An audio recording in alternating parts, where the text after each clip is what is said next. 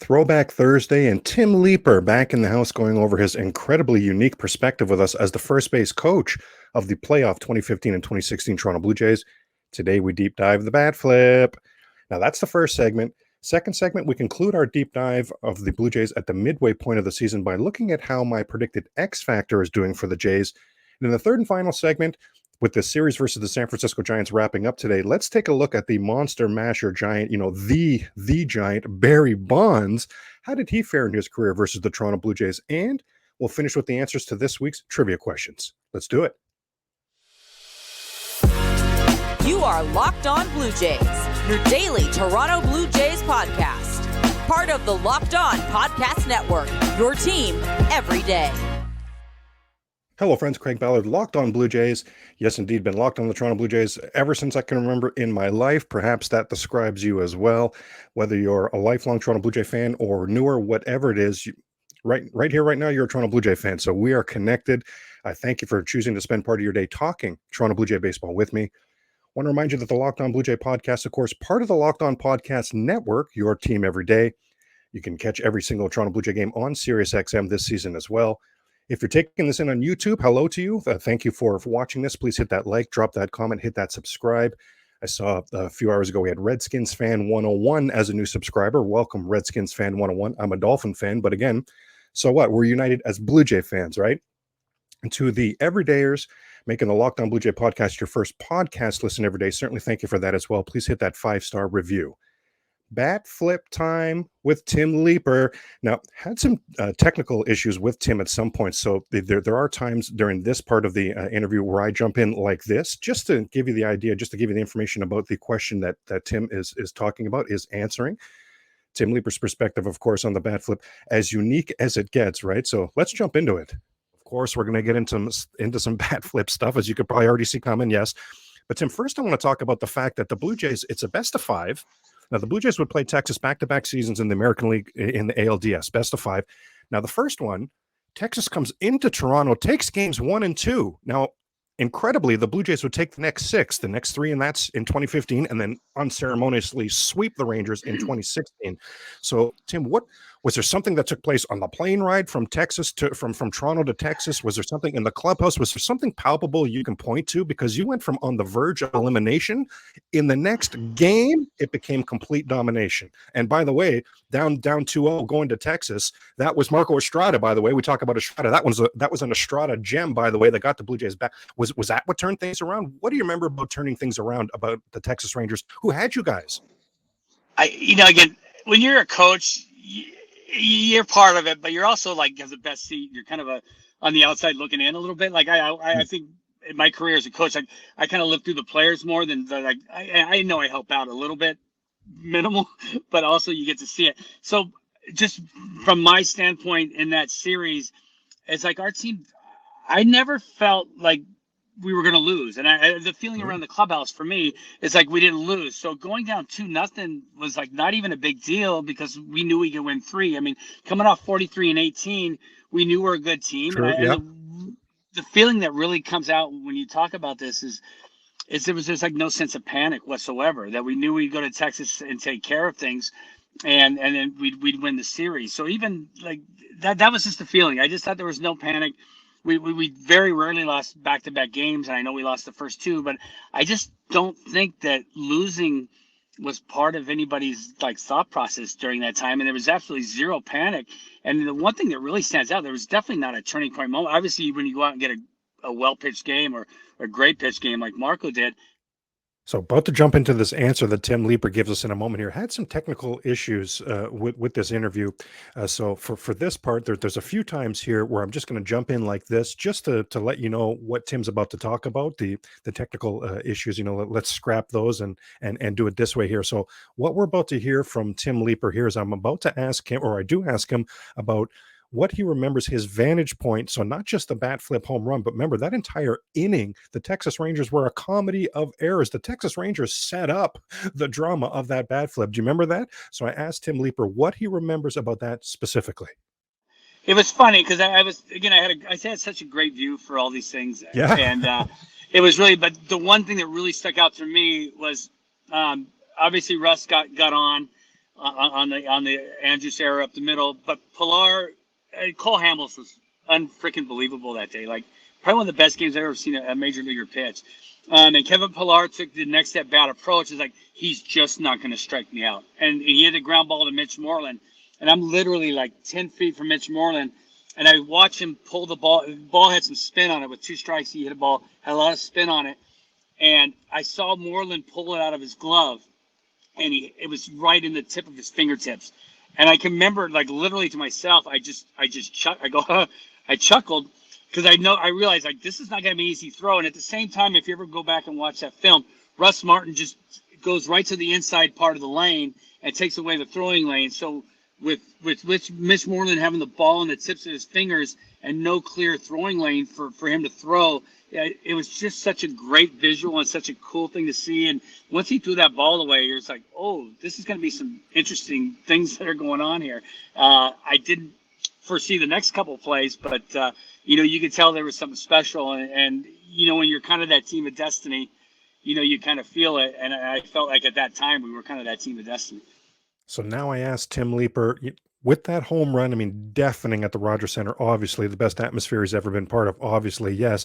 But I asked him, are you so in that moment? Remember, this is game 5 of a 5-game series. This is the deciding game, right? So are you so into the strategy in that for the rest of the game, or are you able to actually take a quick step back, survey what's happening at the Rogers Center, and take in some of that incredible atmosphere and some of that incredible reaction to the bat flip home run?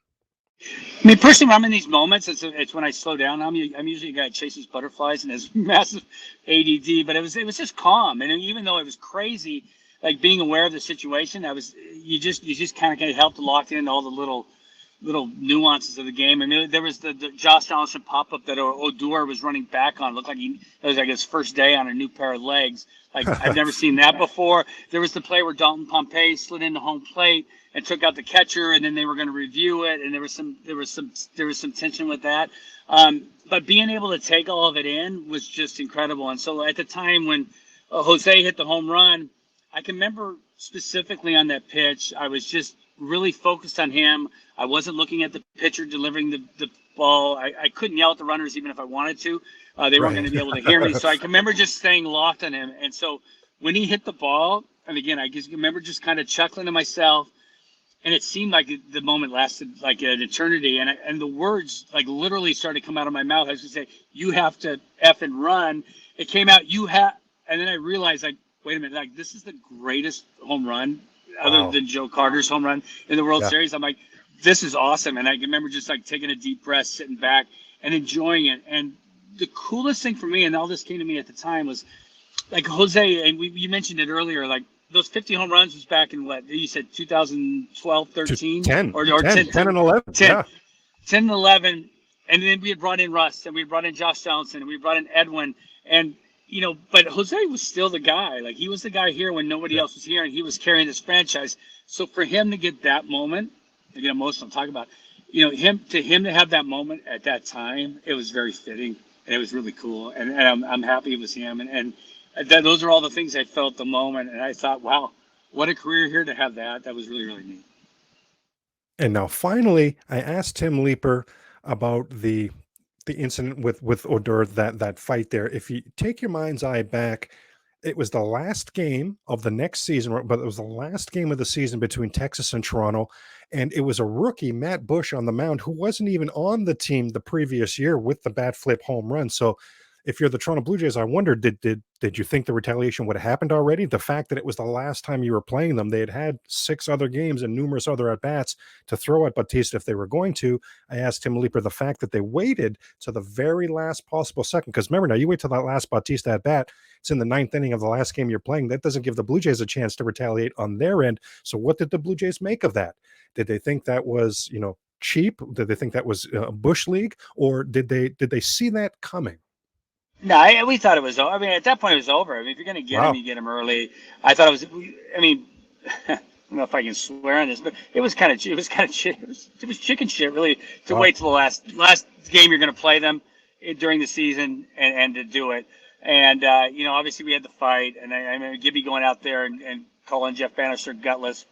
about more than a dozen times, and it was right. I mean, it was. And you know, it's funny. Baseball has a way of kind of getting you back, and the irony is that we faced them in the playoffs, and we just literally we waxed them 3 games. And you know, it's just, you know, Yep. we didn't know it was going to happen. I thought Jose took the worst of it. He got hit.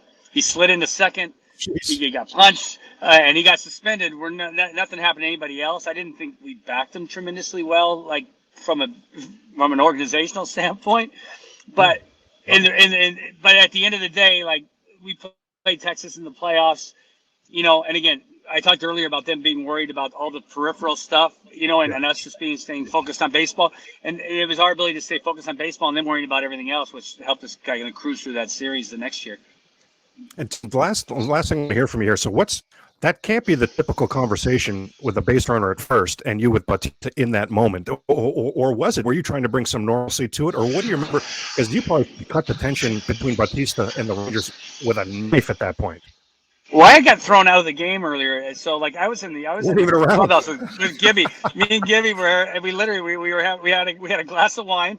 We were sitting there, and you talk about surreal moments. We were watching the game. Bautista gets hit. Gibby gets out of his chair and puts his hat on, and we kind of stood by the door. And as soon as the ground ball got hit, it wasn't even before Odor tried to drop down and get on him. Gibby goes, "Let's go," and Wow. literally walked all the way down to the field, out to the middle of the dog pile, and then was able to like lead from there and do the things he did. So, you know, we were in the clubhouse. It would have been interesting if I was out there. You know, it was kind of interesting how the whole thing unfolded. But you know, it's one of those things that kind of brought your team a little bit more together. Not that we needed it, but at the end of the day, like I thought it was kind of gutless. I Gibby used the right word. Gutless was the right word to do it. But they ended up paying back for it, and unfortunately, like Jose took the worst of that one. But you know, we got our laughs at the end, and you know that's the way it worked out for us. How awesome is Tim Leiper? I mean, still doing a ton with Canada baseball as well. And so hats off to Tim Leiper. Now, coming up on Locked On Blue Jays, this week we've been deep diving where we are with the offense and with the pitching at the midway point of the season. Well, today we take a look at the player I proclaimed still needs to be the X factor for the 2023 Toronto Blue Jays. But first, I wanted to talk about the fact that buying tickets to your favorite events, well, it shouldn't be stressful. Game Time is a fast and easy way to buy tickets for all sports, music, comedy, theater, you name it, near you. Killer deals on last-minute tickets and their best price guarantee. You can stop stressing over the tickets and start getting hyped for the fun you're going to have. I've used the Game Time app multiple times already this season for Toronto Blue Jay games. Will continue to do so.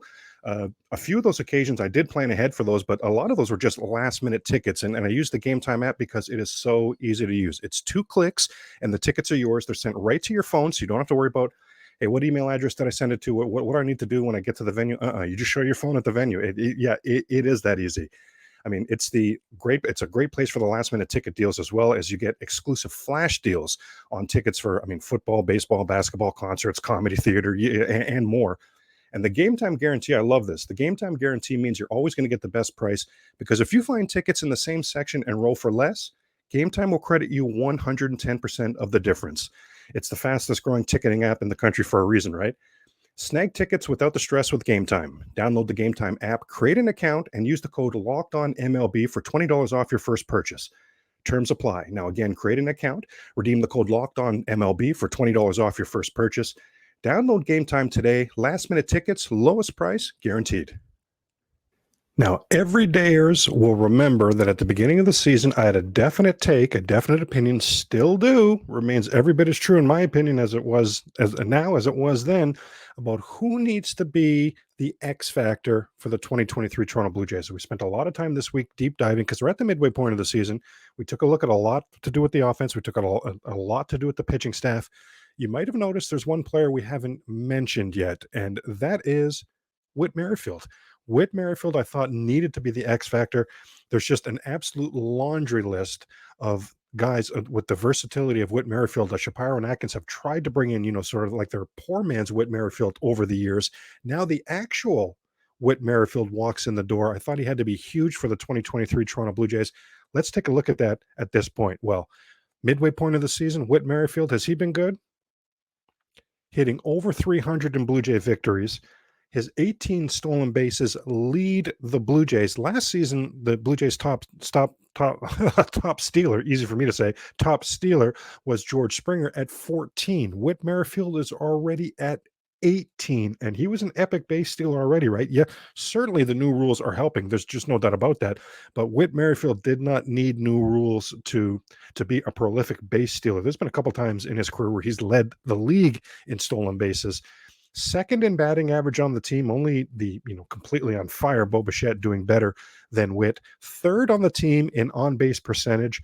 Fourth on the team in hits. Fifth on the team for OPS. Whit Merrifield has hit in the 2 spot, the 5 spot, the 6 spot, the 7 spot, and the 8 spot.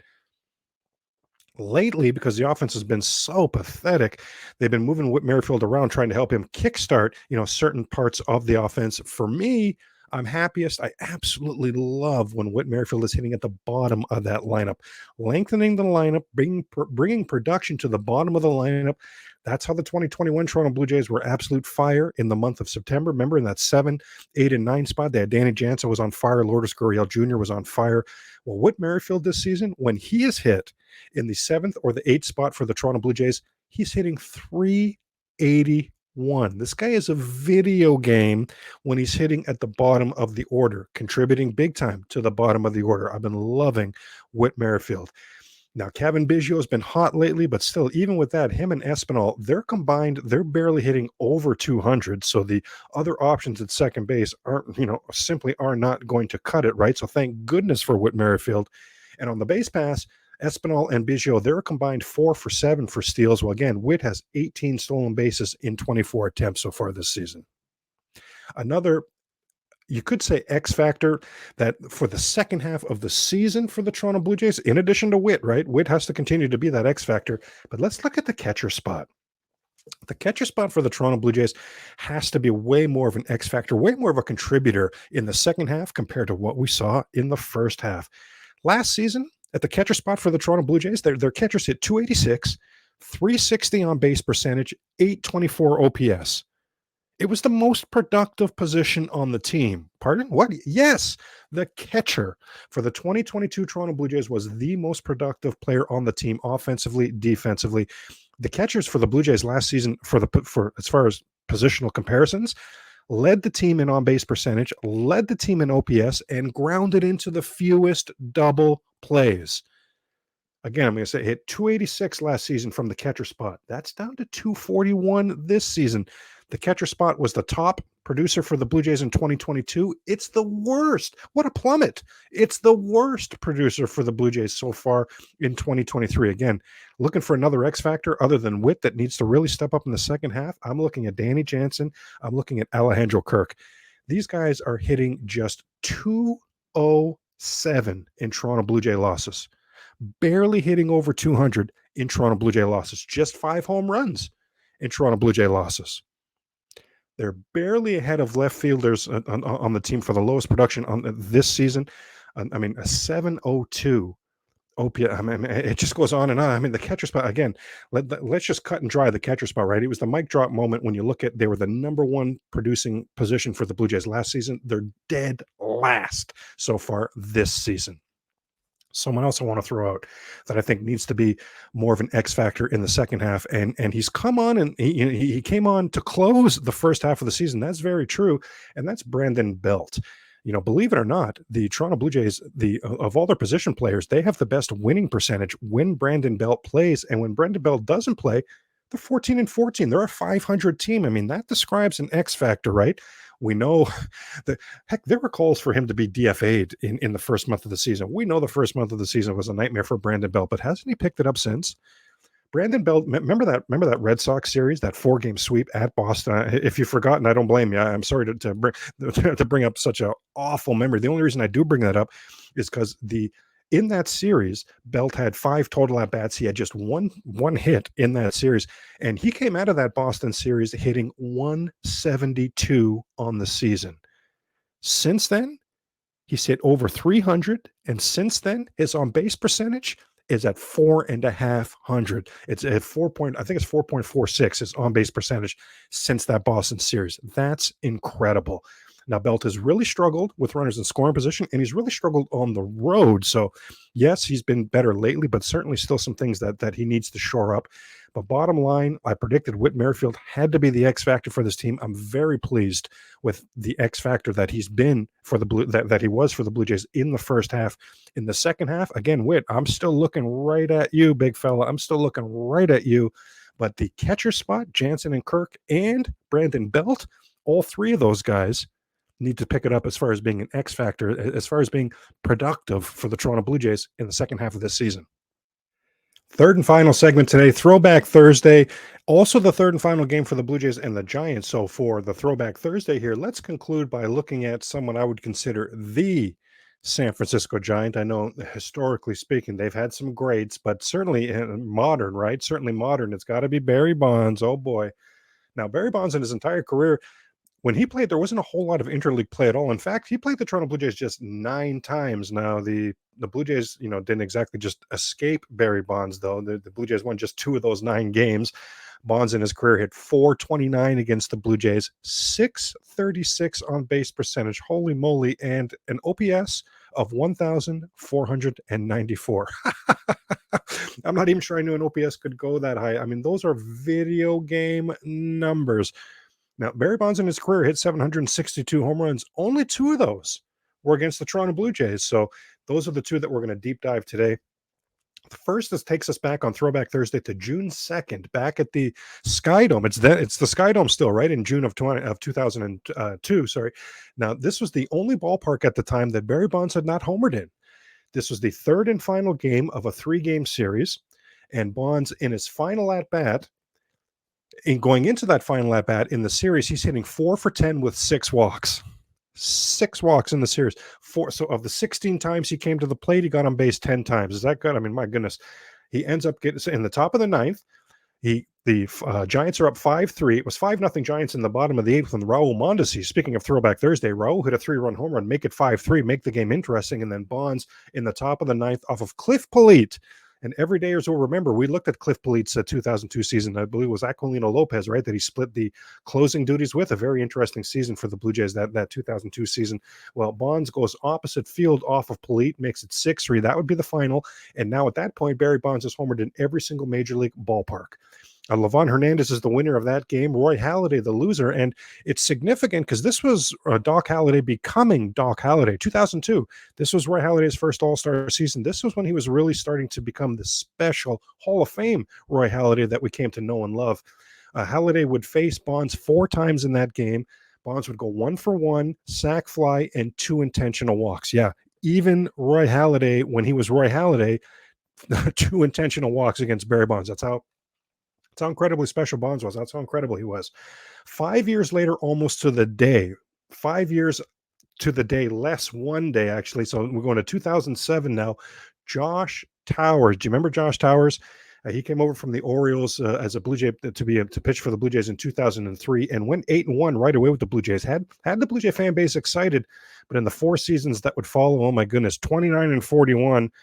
That 2006 Blue Jay team, they finished in second place, which is between 93 and then making the playoffs again in 2015. A second place finish was good for this Blue Jay team, and he was on that 2006 second place team, but he had the worst ERA on the team at 8.42.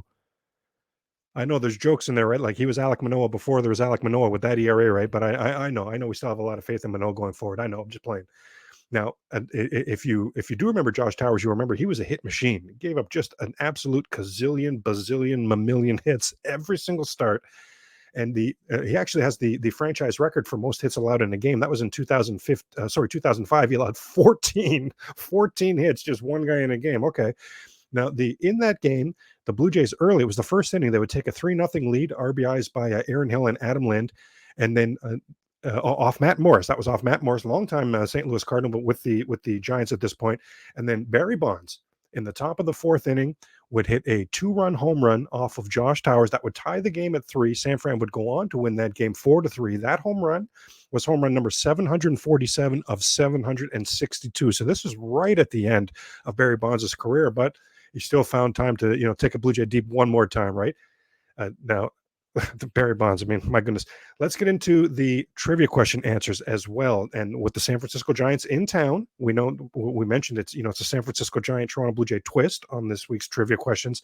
And the last trivia question has to do with the Boston Red Sox because the Red Sox are in town to finish this homestand on the weekend. So the first question was, speaking of Barry Bonds, because this guy was the protection for Barry Bonds for San Francisco for many years. What former MLB star traded from the Blue Jays late in 1992 for David Cone, so traded to the Mets, would provide protection in the San Francisco lineup for Barry Bonds for several years? Who was that player? And yes, he did get a World Series ring for being part of the 92 team, and that was Jeff Kent. Shout out to Jeff Kent. Next question, which switch-hitting outfielder? He was acquired at the trade deadline in 97 from the Seattle Mariners for Tim Lin and Paul Spaljarek. He played with the Blue Jays and the Giants in his career, and he made this switch-hitting outfielder made the catch of the final out of the only no-hitter in Toronto Blue Jay franchise history. That was Dave Steeves in 1990 in Cleveland. If you remember, he makes the catch on the line drive and then pumps up the fist right there. He's so happy. He's so excited to have been part of that. He also authored a very exciting Inside the Park Grand Slam at Fenway Park. So do you remember? You remember Jose Cruz, of course. Yes, of course, Jose Cruz. How about this one? 2006. After a fight with manager John Gibbons, this player was traded to the San Francisco Giants from the Blue Jays for Vinny Chalk and Jeremy Accardo. Yeah, fought with John Gibbons. You remember this one? Shea Hillenbrand. And he was hitting over 300 for the Jays at the time, too. It's too bad, but obviously you fight the manager. Obviously, you're going to be showing the door.